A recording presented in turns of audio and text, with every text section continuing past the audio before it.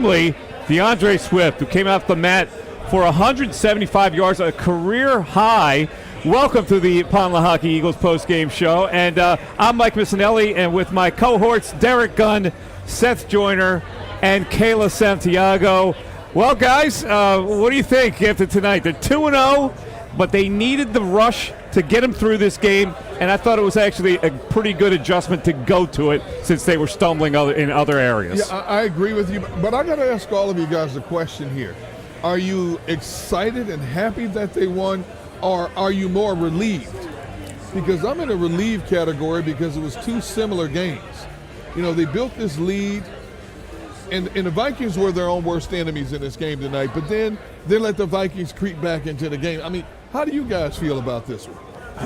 It's not a sense of relief for me because when you consider all the injuries that they have, yes, you know, you kind of expect that on the defensive side of the ball at least, right, that they're going to surrender some points.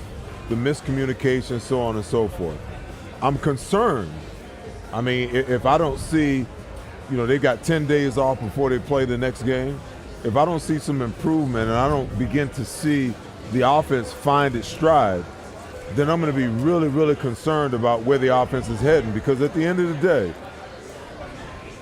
they started off slow last year, and then they hit their stride. Yep. So if they don't hit their stride and some things don't change, and I don't see the Jalen Hurts, at least 75% of the Jalen Hurts that we saw last year, I'm going to begin to wonder, you know, about this change at offensive coordinator and the plays that are being called. And one or two more outings like this, and I get the sense that Nick Sirianni is going to start taking over the play call. I agree 100%. It's more relief. I agree with you, Derek, that it's more relief than pride at this point. But they at least had something to go to bail them out. Now, that with the obligatory Kirk Cousins turnover machine was enough to get them by tonight. And let's not forget there was a major swing on the play to Justin Jefferson that got him a touchback when it looked like the Vikings should have scored on that drive and got to the goal line on that play. That was a monster turnaround in this game. Well, I think an even bigger turnaround was the punt return, a big punt return by Minnesota, and the guy fumbles deep inside the Eagles' territory. And like I said off the top, the Vikings were their own worst enemy. Those two scenarios were potentially 14 points, you know. But the bottom line is they turned the ball over, and the Eagles capitalized on those situations. Name of the game is get the W any way, shape, or form. And, you know, like I said, you know, I'm relieved they won these games, but I'm seeing some patterns in two games here. And as Seth said, if you don't see a change, you have extended time off now to work on some things. I'm pretty sure James Bradbury will be back out of concussion protocol. That will be a big help. But watching these young kids play in the back end tonight was like watching the Keystone Cops. Listen, see, to me, it's a communication problem. Yes. And that's it. It wasn't lack of effort. It wasn't, you know, that they were inefficient at doing what they needed to do. You could tell that the communication wasn't there. Listen, D-Gun, we've been covering the Eagles for a long time. Yes, sir. Okay? And at the cornerback position, they've always had the piecemeal. We tried to sign free agents, huge contracts, didn't work out. We're always bringing in somebody else's people. We got a young core of corners and safeties right now that I feel like with experience and time, they're going to grow. You know, so I'm not as down on the way that the young guys played so much more as I am as it being a situation that they just got to grow. I feel really, really, really good about the young core guys because they flashed and showed that, hey, the effort's there, the want to is there. They just got to learn how to play at this level, okay? And when you only got one veteran on the field, the communication suffers. I mean, Darius Slay is the only veteran that was on the field, and you got all these young guys around him, and nobody's talking. They all got crackers and peanut butter in their mouth, and ain't nobody's talking. Hey, Kayla, how are we feeling about this tonight? I'm relieved as well. I do have to agree with you guys. I think right now, Jalen Hurts, I don't know if it's as much about him or as much as the play calling, but clearly they're not on the same page. You talk about communication, and I think offensively the communication is really off, but you don't put all the blame on the offensive coordinator because Jalen Hurts definitely is missing his spots. I don't love the runs that he's putting his body in to get hurt. I think that needs to go. You have DeAndre Swift. Kenny Gainwell should be back. Hopefully will be back, and then you can kind of start running the ball once more. But I'm relieved at this point. I think that they have a lot of work to do. I think the front four for the defense is fine. The secondary is young. I think they'll be okay. Honestly, guys, I went into this game worrying about the defense. I come out of it worrying about the offense. Ooh, okay. Yeah, and listen, and Seth, I know that you were very concerned early in the game. You put a tweet out that I thought was pretty poignant about Hurts just not being, I don't know, indoctrinated enough like he was last year. What did you see early on with him? Listen, when you have the kind of success that this offense had last year, the thing that you do is you go into this year thinking that everything is going to be the same, that you're going to be able to operate in the same manner. Well, listen, you went to the Super Bowl last year. All the teams in the league understand what you're trying to do. Bill Belichick has given the rest of the league a blueprint. Brian Flores tonight took a page out of that and created his own, and other teams are going to look at it, okay? Now, And that was coming after him, basically. You want to force it's. I keep trying to tell people, pressure makes bust pipes, man. When you pressure a quarterback, I don't care how cerebral they are, I don't care how good they are. I don't care if you're talking about Joe Montana or you're talking about Tom Brady. If you can put pressure on them, then you can affect how they play the game and the decisions that they make quick, fast, in a hurry. So what they're doing is they're really putting Jalen in the mixer, because everything they do is quick and fast. When he goes read option, they're not giving him time to pull the ball and make multiple decisions. They're making him make decisions right now because they're conversion and they're coming at him right now. And he's uncomfortable because he can't operate the way he wants to. He can't do the things the way he wanted to, the way he's done things last year. So when you get a quarterback that gets frustrated like that, they start making decisions. You're speeding up their clock, and they start making mistakes. Yeah, what your tweet was, I've seen a level of impatience that I've seen Hurts that I've never seen before. He's forcing things, and that's exactly what he was doing in the first half. And I believe that that's why they went so heavy to the run. You got to take the pressure off of him. You know, when things aren't working, you can't continue to keep doing the same thing, trying to get a different result. If you can run the ball, you got the best offensive line in pro football. Run the damn ball, and then once you run the ball, now you can begin to get some of the things you want. But to just drop back and drop back and drop back and think that you're going to get what you want when teams have got a remedy for what you're trying to do and they're taking away your weapons on the peripheral, just run the ball. If they just run the ball, they'll be fine.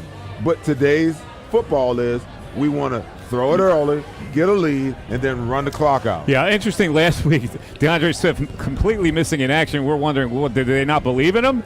They had to unleash him today because obviously Kenny Gainwell was not going to play, and he looked energized. I mean, he looked quick. He got to the outside. He even ran between the tackles pretty well. The Vikings had closed to within 27-21 in the fourth quarter, but the Eagles then had a put-away drive, and DeAndre Swift with a 43-yard gallop, and then he pushed it in from three to kind of put him ahead 34-21. And at that point, it was unlikely the Vikings were going to come back from that. So that was the key drive. What did you think of him tonight, Mike? Guys, you know what? Loved it. Quick, you know what DeAndre Swift was tonight? DeAndre Swift. This was to let the Eagles know what they have. Yeah. Don't you ever have me dressed and sit me over on the sideline and give me 5 plays. Don't ever do it again, okay? So now he put the coaching staff on notice. That's what that was today. The thing I really like about DeAndre Swift is the same DeAndre Swift we saw in Detroit, is his patience behind the line of scrimmage. He has that little stutter step like a Le'Veon Bell, but he has much more acceleration than a Le'Veon Bell. He waits and lets his offensive lineman get into position, and then he bursts through a seam.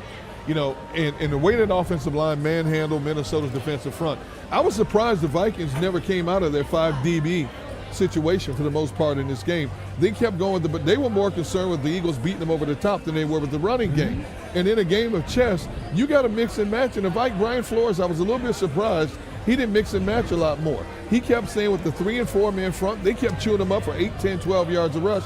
And that was the difference in the ball game. Look at the time of possession in this game. Sometimes you got to cheat. You got to gamble. That's what football is. Brian Flores was not willing to gamble, and it cost him and the Vikings in a lot of ways tonight. Well, the one time he gambled, He got burnt. Devontae Smith made him pay. Yeah. So a lot of times all it takes is one time, Right. and coaches back off. You know, especially you got young guys out there and you're trying to get them in the right place in the right situation. You know, that I just know that, you know, when you play aggressive, you're more apt to have success than if you play passive. DeAndre Swift, of course, great homecoming kid from St. Joe Prep. But let's go back to the first half, because it looked like the Vikings had the opportunity to take control of this game. They turned it over 3 times early on in the first half, shot themselves in the foot a couple times. The punt return fumble that D. Gunn mentioned, and then the Madison had fumbled earlier from the line of scrimmage, and then Jefferson on touchback. Let's look at this play again, guys. He tried to stretch it out a little bit. And Terrell Evans made a good play to jostle him a little bit. The ball comes loose, and we were looking at it. The ball goes, to explain it, the ball goes over the pylon, which means it's going to be a touchback. If it goes in before the pylon, the Vikings would get the ball down. So it was a really fortunate break for the Eagles there. I think they had a lot of fortunate breaks tonight, if I'm going to be honest with you, and I think that's one thing that helped the Eagles win this game. Normal time, Justin Jefferson doesn't do that. I was shocked when I saw that, actually, and it was a huge momentum boost for the Philadelphia Eagles. But you're not going to face teams like that every single week. I understand it's only week 2, but the Vikings' mishaps helped out the Eagles. If the Vikings clean it up a little bit more, I think Minnesota might take that game. The Eagles, by the way, 14 pass. You take away the long one to Devontae Smith early in that game. The Eagles had 14 pass plays that accounted for 22 yards. So it wasn't like they were burning the Vikings in coverage.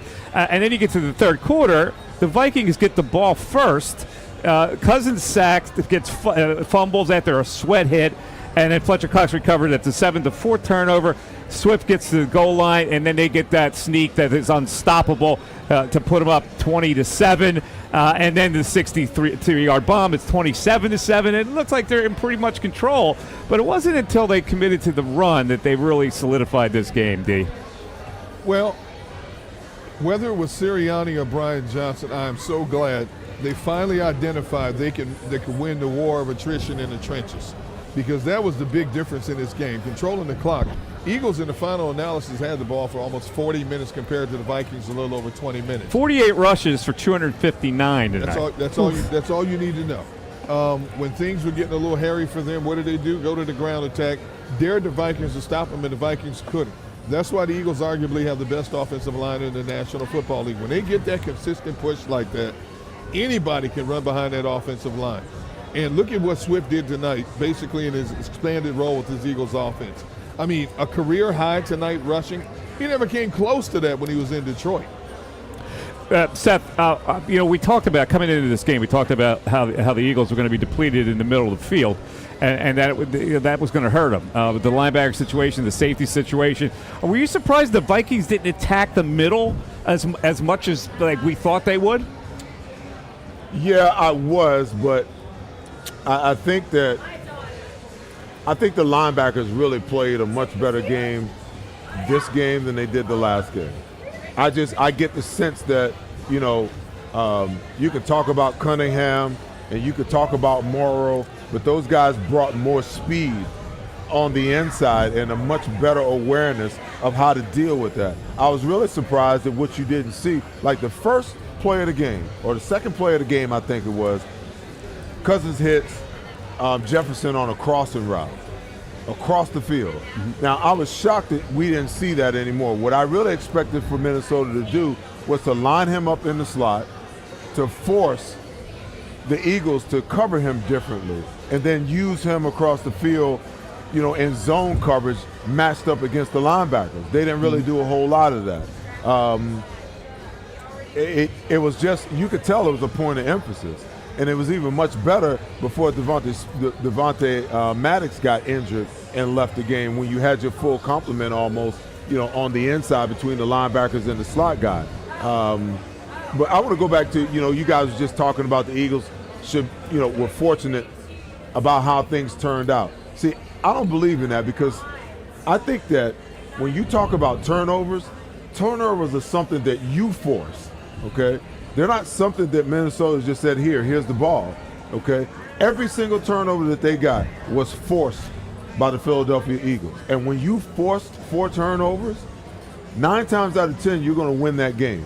So while Minnesota was in place to make some things happen, Terrell Edmonds keeps him from stretching the ball out, because if that ball stays in his hands and he reaches it where he reached it, that's a touchdown. But just a hit on the wrist is enough to make that ball come loose. Boom. Eagles get the ball. It's a turnover. The Josh Sweat strip sack, he made it happen. All of those 4 turnovers on the punt early in the game. They run down there. Avonte Maddox hits the guy. Boom, fumble. Okay? Those are things that you create. And the problem is when you don't create them and we sit here and we talk about them, it's like, oh, how come they can't create turnovers? There's no turnovers. The Eagles defense and special team, there's no turnovers. Well, guess what? They're creating them at an alarming rate right now. And that's one of the main reasons why they're winning, while this offense tries to find its footing and tries to figure it out. At the end, in the fourth quarter, there were a couple plays that you alluded to, the confusion in the defensive secondary. KJ Osborne was wide open on a play, breakdown of communication there. And then Jefferson goes in motion, and nobody really followed him. And he runs the pattern, and the Slay was late on it. I'm like, who's at fault there? How does that happen? Well, Slay's the older statesman back there. He has to yell out something. And then you can see the whole secondary is like looking around like who's supposed to be where and what. And it costs them. Once the ball is snapped, you have to make a decision in a fraction of a second.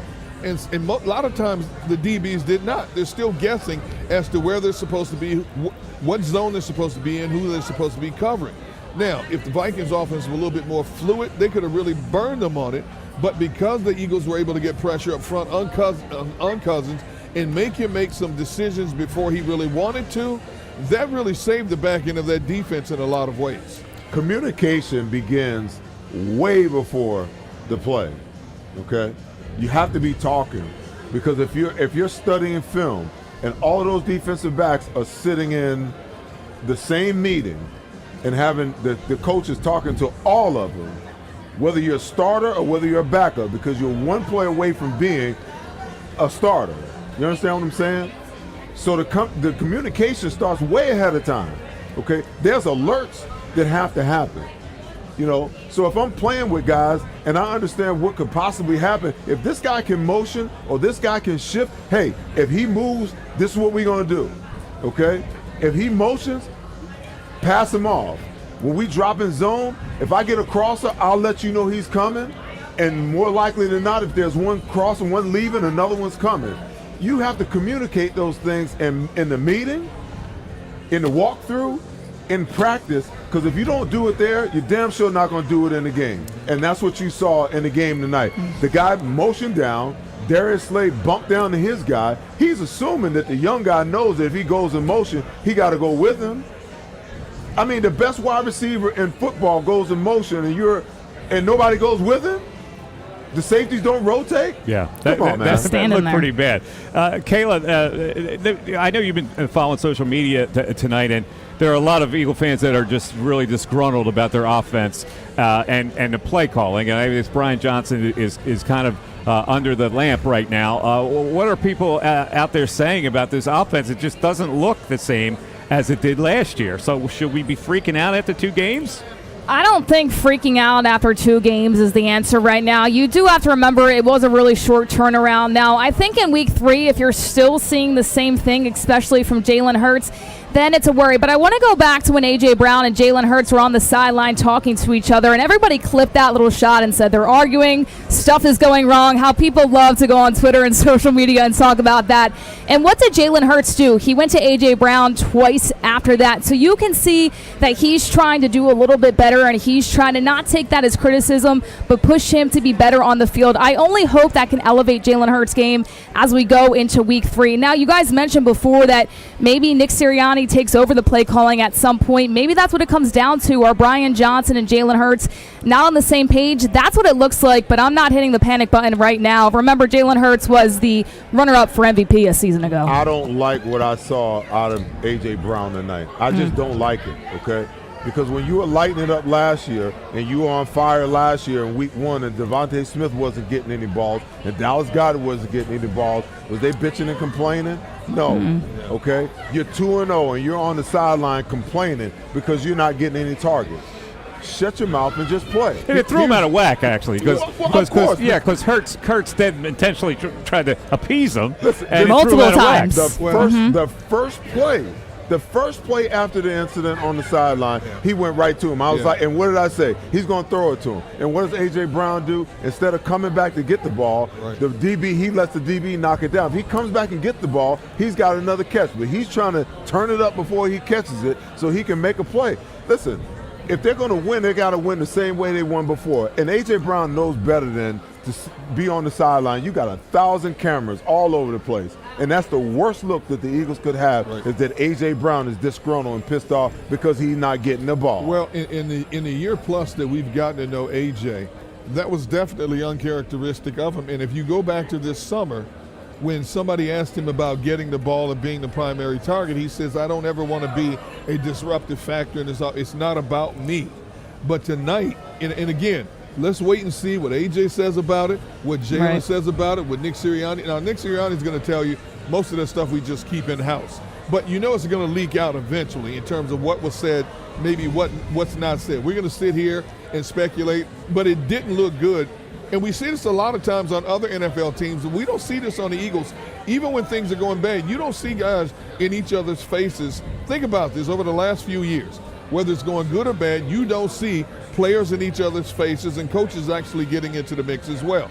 I can understand AJ's frustration, but the bigger picture is, dude, whether you get the ball or not, you're being paid handsomely for it. And you know what? Some nights it's about somebody else other than you. You should know that. You've been in the game long enough to understand that. Let's talk about the defense a little bit. Now, I know, Seth, I mean, the young fellas in the middle are playing well. They're getting some pressure from the middle. Sweat played very well tonight, but they're not getting anything from the left side. Hassan Reddick has kind of been invisible, and you could only think that thumb is still really bothering him, that he doesn't have the leverage to get there. How did you assess their defensive front tonight? Well, I thought they would be much more dominant. You know, you could see the Minnesota Vikings, their protection was really, designed to clog up the middle. So early on, they got pressure from the defensive tackles, but as the game went on, they just kind of stepped down and tried to close everything off and bunch everything up in the middle. I thought Sweat had a hell of a game. They played him at outside backer. They played him at defensive end. They kicked him down to defensive tackle in certain situations. Came up with the big play, the strip sack that was absolutely huge in the second half. But they need somebody else to step up. I'm sick and tired of watching Derek Barnett chase every play that goes away from him and leave. It's almost like they game plan him now. Oh, we can bootleg anytime number 96 is in the game because anything that goes away from him, he's chasing down the line, and here the quarterback comes back the other way. Go up the field like Josh Sweat. I mean, how is it that two players that play the same position could play so differently? But they need some help on the outside because you can't just rely on the young guys to keep stepping up every single game in the middle. And we haven't seen Nolan Smith at all this year. Been very quiet, which is interesting. Where very is quiet. He? Was he active today, or was he inactive? He was active. He was active. So, Yeah. Did you see him play? No, He I played didn't see him out there. I think I He played saw 7 him snaps. once. He played 7 All right, so snaps last game. Derek, and was do we have to ineffective worry this game. about Hassan Reddick at this point? I mean, what do you think? Anytime you're playing with a repaired thumb, he's not going to be as explosive as he is because you've got to use your hands to get leverage on the shoulder pass of these big offensive tackles. Now, to what degree is that thumb bothering him remains to be seen because did you notice tonight, normally he plays on the left side. They moved him around to the right side. Number one, Darisaw went down. His right thumb. Yeah, and then the backup right tackle went down as well. So they were doing everything possibly they could to get him some type of advantage. It still wasn't working. So I wonder, even if you deaden that thing, just how much that thumb is really affecting him right now. Well, you need to use your hand, your whole hand, not 4 fingers, the whole hand. Because the thumb is what you It's your use for leverage. leverage. Yeah. And if he can't use that hand, I mean, you might as well he's got it covered up, and he's out there with a fist. He can't pull, he can't grab, he can't move. So he's basically out there playing with one hand. That's not good. Vance Joseph is a defensive coordinator who blitzes a lot. Last week, he sent 5 or more 18 times in that game against Tampa Bay. So we knew he was going to blitz a lot today. But this pressure on Hurts seems to now be the template on what you have to do to him. So how does he break out of this? I don't know so much that it's him breaking out of it as it is, the Eagles making the adjustment. But what do they need to do? Well, listen, if they're going to blitz you like this and you don't have the numbers to stop it, then that means that you have to go to max protection, okay? And if you're going to go to max protection, then that means you're running 2-man routes, 3-man routes at the most, okay? At the most. Or you go delay where the tight end stays, he blocks, then he releases. But you got to do something to make Hurts comfortable in the pocket. You can't just keep spreading out the offense, and they're bringing more guys than you can pick up, and you think that he's going to have time. They're rushing and speeding him up, so he can't even get through his progression the way he needs to in order to make the plays that he needs to, because he's being rushed. So just go to a max protection, okay, if you really want to pass the ball, and rely on wide receiver 1 and wide receiver 1A to make plays on the outside. All right, listen, if you're looking to hire right now in the IT, engineering, manufacturing, or technology fields, all you got to do is contact Gary Kane and his team at Kane Partners Staffing Solutions. Here's how you can connect.